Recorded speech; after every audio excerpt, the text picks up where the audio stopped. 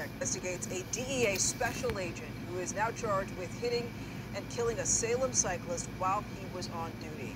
That criminal indictment came today after almost a half a year after that crash, and after we've been asking investigators what's been taking so long. Fox 12 investigative reporter Adrian Thomas shows us the video the police have had for months. Back on March 28th, Salem police say... Okay, you guys, I had to pause this because one of my subs, Kimberly, in one of the comments underneath this, the last video, well, not the last one, but the Ooh, It Smells video, said that she was seeing subtitles, and she linked the video that she was seeing in my video in one of the comments. So I clicked on it, and this is the actual video. And I find this very strange because there is a,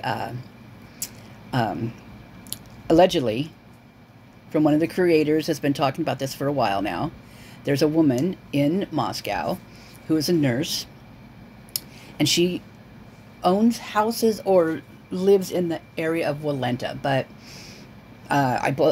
it might be that she's just renting out these houses. Anyway, she's the one that's been calling in the noise complaints, allegedly. And, well, I guess it's on the police reports, is what this creator's saying. So, which, you know, I'm sure they are on there, so, I mean, why would she be lying, you know? I don't think she's lying at all. But, what happened was, she hit a cyclist, a guy on a bike, and he ended up dying. And ever since then, there's been these calls to the cops for these noise complaints. So this being linked in there or being shown kind of in my video, or like, I don't really, I mean, let me just say this. When I was playing this video back and doing the editing on it, you know, what I could, because it was stopping me. Like, it wasn't allowing me to even do editing. CapCut it didn't allow me to post the one video I really wanted to post. It wouldn't let me do that.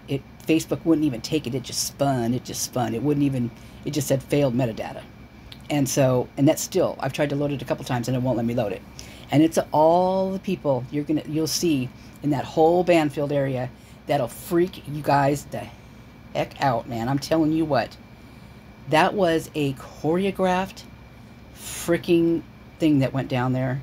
And my hair is standing on end right now just even thinking about it. Oh my God.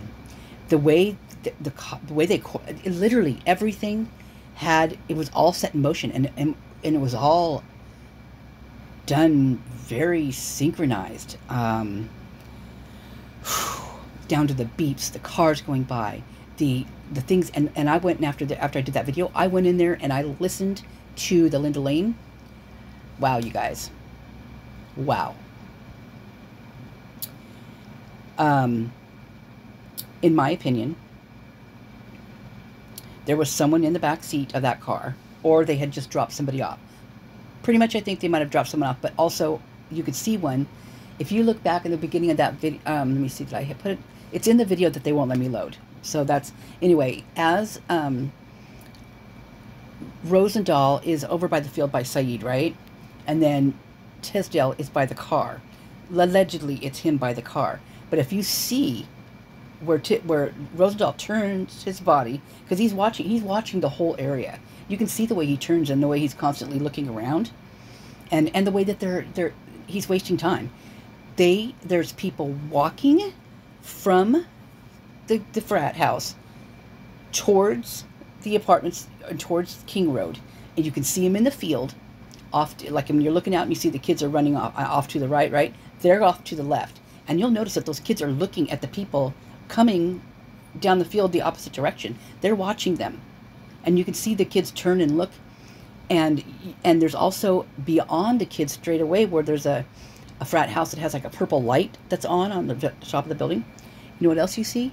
You see lights there, and it looks like it's like two people like waiting for these kids to get back. I don't know if it's waiting for them, if they're a decoy, if they're with the cops doing this decoy thing, giving them the time to, in my opinion, ignore the 911 call. They got there at 2:53. The 911 call came in at 3:01. You tell me how those coincide together. 2:53 and 3:01 doesn't mesh. So there's chatter. What I'm getting back at what I'm saying, there's chatter over that radio. I believe that chatter is the 911 call, and they're ignoring it. Because that's when that all goes down right there. And prior to that, on the Linda Lane, you can hear who I believe to be Mr. R, or NR. You can hear them.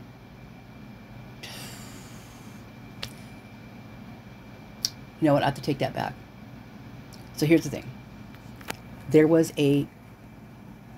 another stop at Identity Apartments where the guy at the grub truck, the one that was wearing the sweater, the long-haired guy, picking up the girl and swinging her around, the girl in the white jacket, right? Where he took a sign, and so the cops showed up there, and it happened to be Rosendahl and Tisdale.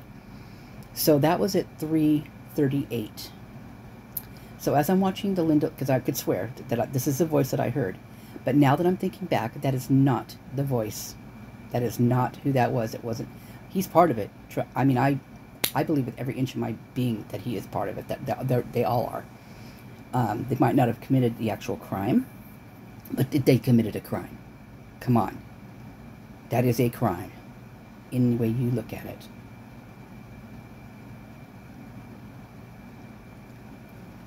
So, the person who it always blows my mind every time I listen to those, I'm going to get in trouble for this one, those cop videos, or the surveillance, right?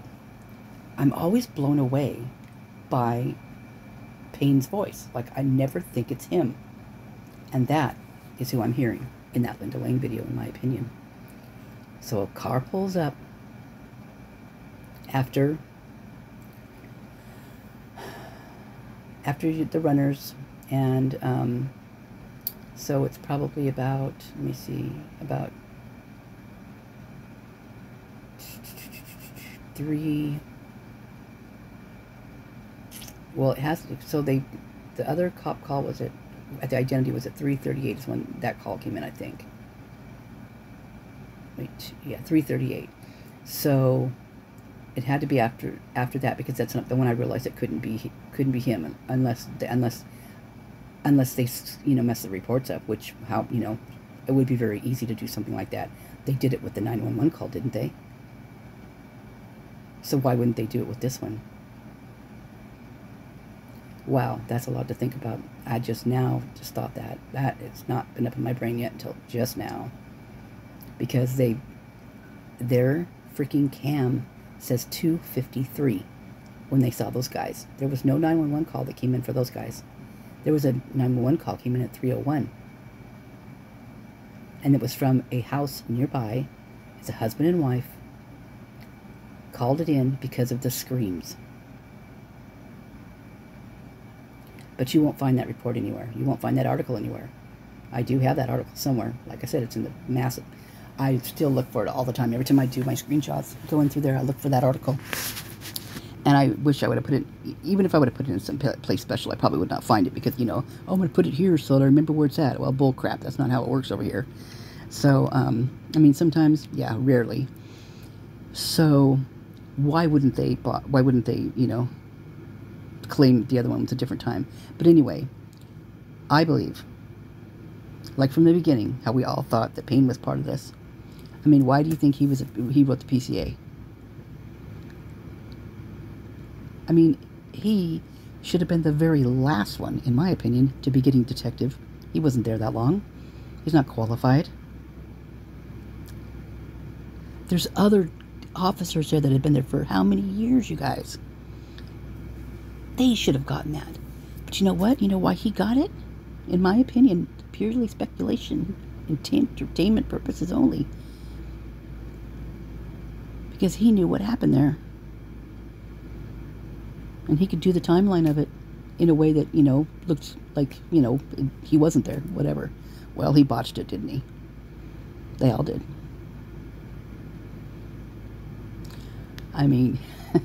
Who put out those Banfield? Was it the cops put out, law enforcement that put out that surveillance video on Banfield, or that body cam? Because if they did, they sure didn't view it very good. I mean, you guys, for one thing, they park right next to the hydrant. Yeah, a little sus. They're right down the pathway from the King house when all this happens. The truck, there's a beep, the truck passes by, then he moves the kids from the field to the other side. Why is that? Probably so they don't see the runners or see what's going on, because they could view it from where they were. They could view the King house, right? That's why they moved them to the other side. It was all choreographed. That's why he pulled out his flashlight when he did, because the runners notified him that they were going to run by. You can hear it right on the video. He pulls out a flashlight, so that he's flashing it in the guy's eyes so that he can't see, right? It's like, oh yeah, he pulls out the video and let the bright light shine. Remember that on, Cheech Chong? Where he sits them in the chair, and that's why they do it, so they can't see what's around them. They can't see anything, because the light is in their eyes. He wasn't doing it so Tisdale could see those papers better. Pfft, whatever. Not. And you see how fast he pulled it out? Go back and watch. He's frantic, almost like, oh crap, they're coming by right now. I gotta pull out my freaking flashlight. Well, guess what? What else is in his pocket? Does he have a strap on? Not that kind of strap on. But they have those sheath straps that go around like your leg. Does he have it underneath his pants? Because there's something there, and it's not his, what. Unless it's really, that's like trigger happy, man. That one is like, how does it fit? I don't know. Anyway, in my opinion only. I've not seen it, trust me. So, unless, I don't know, that's just, and the way he's standing, in some points, it looks like he's got a stick up his butt. It looks like he's holding his leg out, because what's ever in there has to lay flat on his leg, and when he bends his leg, it doesn't work, right? That's what it looks like. And then what's with the laughing at the end? When he finally gets the guy, you see how fast they move after that last call, that last notification? It was sequenced. It's like boom, boom, boom, boom, boom. Right on down. So where'd they go in between the 3:16 and the 3:15 when they left there, when they got in their car? I think it was 3:16 until 3:38 when they got the call to go to Identity, when they were at Identity. What happened in that amount of time?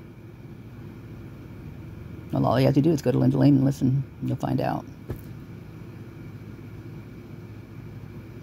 But like I said, they won't let me post that video. Okay, so back to this lady. Sorry, you know me, off on a tangent. Squirrel. So this video that Kimberly linked inside that video, the Ooh Smells Stink video, is interesting to me because it is about a DEA officer running over a bicyclist. Is there a higher God out there? Of course there is. We all know that.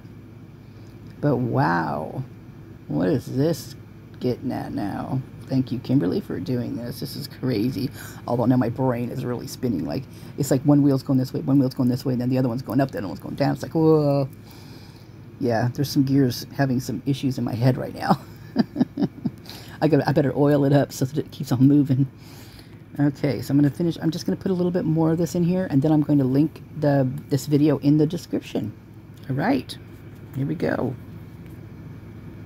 Was hit and killed while riding her bike through the intersection of High and Leslie Streets. Salem police confirmed a few days later the driver that hit and killed Allen is 37-year-old Samuel Landis, an agent with the DEA. Home surveillance video we obtained from witnesses gives a clearer idea about what happened in the moments leading up to the crash. Now, Margane Allen's family has hope that someone will finally be held accountable. On a quiet street in Salem, a somber memorial at an intersection for 53-year-old Margane Allen, a wife, mother of two, and longtime employee for the Oregon Department of Forestry, as well as the Department of Agriculture. She was an avid bicyclist. I used to see her riding her bicycle to and from work, rain or shine. She was well liked, well thought of. She was a scientist. Very avid about her work and being a good steward for the state of Oregon and the resources. Michael Baird is a longtime family friend of Margane Allen. Okay, I'm stopping it yet again. So she works for the Forest Service, right? Agricultural, like that kind of stuff. It's hard to get a job for the Forest Service, so kudos to her, man. That's awesome. So what is the University of Idaho, what are they well known for? Their agricultural department. Well known for it. People all over the world actually go there for that.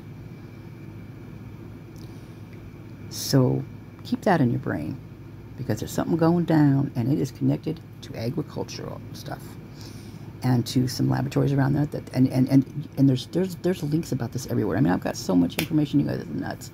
I just can't put it all out. I mean, I can't do my job, my other job, and do this at the same time. I mean, it has been, I can't believe how many hours I have spent on this. I mean, it's more than my job. I am not joking you. I did not realize it was like this. So kudos to those creators that do this like they do and how well they do it. Because I mean, it is, oof.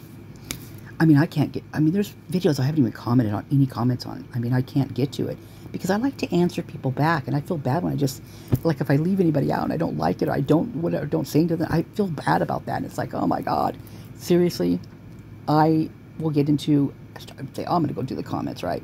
I'll get 1 or 2, 3, 5 out there, and each of those comments and those comments, and pretty soon I've only done like 5 maybe comments and commented to those, and I'm into it at least 2 hours already. So please forgive me for that. I'm trying. And as for the email, so there's a creator out there who's already messed with my emails so bad.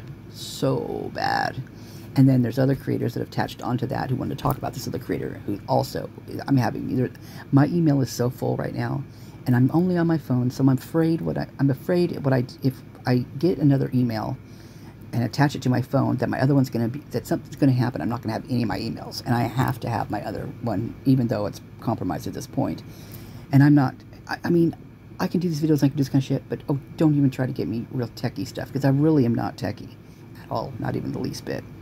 So that's my dilemma. I really want to talk to you guys. I really do. I'm just afraid at this point to do something like that, and for other connections to get to me, possibly through this, just linking stuff like I'm doing. I mean, who knows what's out there? If this is going down there, why not to say, who is it not to say that they don't have connections in other departments? I mean, I have to, yeah, it's scary. So anyway, is this possible? I mean, could this be? This is like just in Oregon. This is not, I mean, seriously, this is like very close. What did this lady know?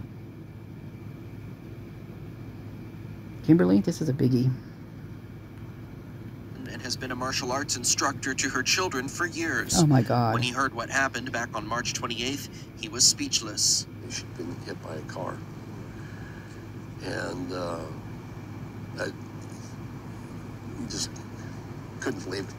She was like being drop-kicked in the chest. I just could not believe it. In the months since the crash, Baird and others who know Allen have shared concerns and home surveillance video with investigators, painting a clearer picture about what happened that day. Witnesses who lived near the scene shared those videos with Fox 12, showing a pickup truck speeding up in the neighborhood. Seconds later, a different camera. Does that sound familiar to you guys, or what? This is freaking me out. Oh my God. Holy crap. Wow, I just got a rush of my, wow. Shows the same truck running a stop sign at the intersection Allen was cycling through. You can clearly hear the truck collide with Allen on the video, though we're not sharing that audio out of respect for her friends and family. Allen died from her injuries after she was rushed to Salem Health. Salem police initially investigated the crash and revealed days later that DEA Special Agent Samuel Landis was driving the vehicle that hit Allen and was on duty at the time.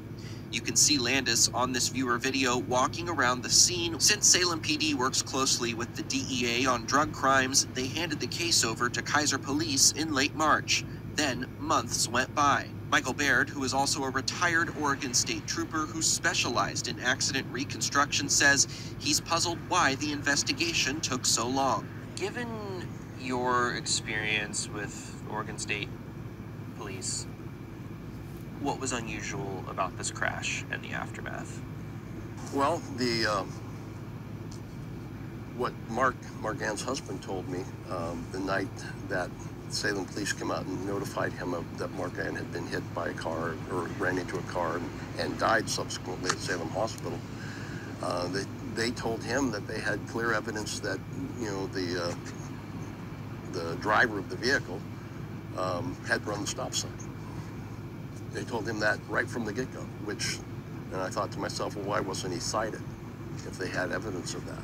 For weeks now, we've been asking the Salem Police, Kaiser Police, and the Marion County DA's office what's been holding up the case. Only Kaiser PD gave us a real response and said they turned things over to prosecutors first in May and then did 2 more follow-up investigations since then. We learned a grand jury was looking into the case starting last week, and just today, they indicted Landis on criminally negligent homicide charges, a Class B felony punishable by up to 10 years in prison. Michael Baird says Margane Allen's family has been taking life day by day, and that justice will hopefully give them answers to some of the questions they've been asking for months. Justice has to be served.